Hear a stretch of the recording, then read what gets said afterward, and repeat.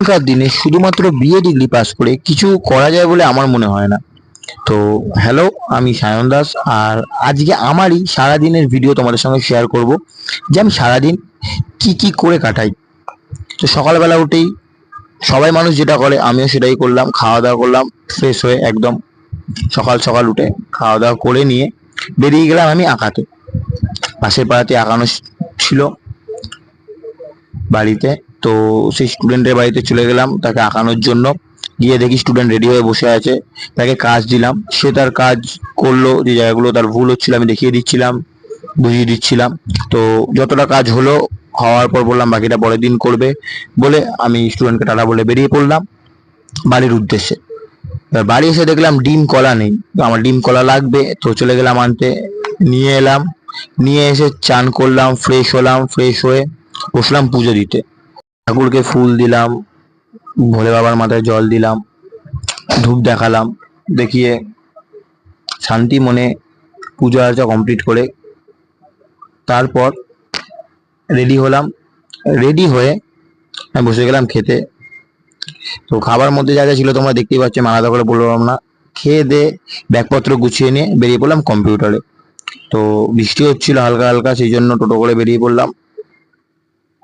বেরিয়ে স্টেশনে চলে এলাম, শ্রীরামপুর স্টেশনে। এবার শ্রীরামপুর স্টেশনে ঢোকা মাত্রই যা জোরে বৃষ্টি শুরু হলো, কিছু বলার নেই। দাঁড়িয়ে আছি ছাওয়ার মধ্যে, ভাবলাম তো বৃষ্টি কমবেই না, যা জোরে বৃষ্টি শুরু হয়েছিল। কিন্তু খানিকক্ষণ পরে অটোমেটিক্যালি বৃষ্টি কমে গেল।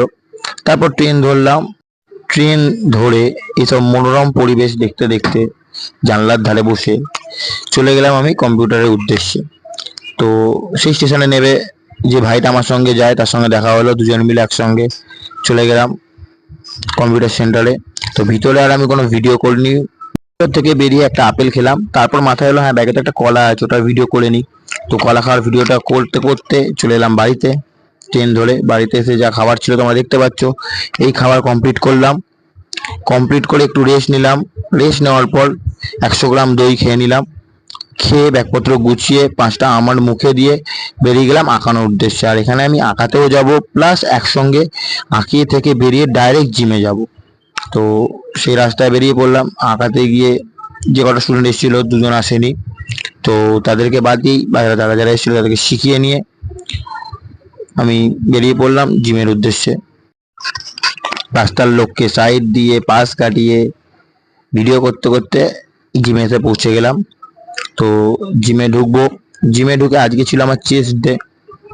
তো চেস্টের 2-3টে ভেরিয়েশন আমি এর মধ্যে দেখিয়েছি ভিডিওর মধ্যে, যা যা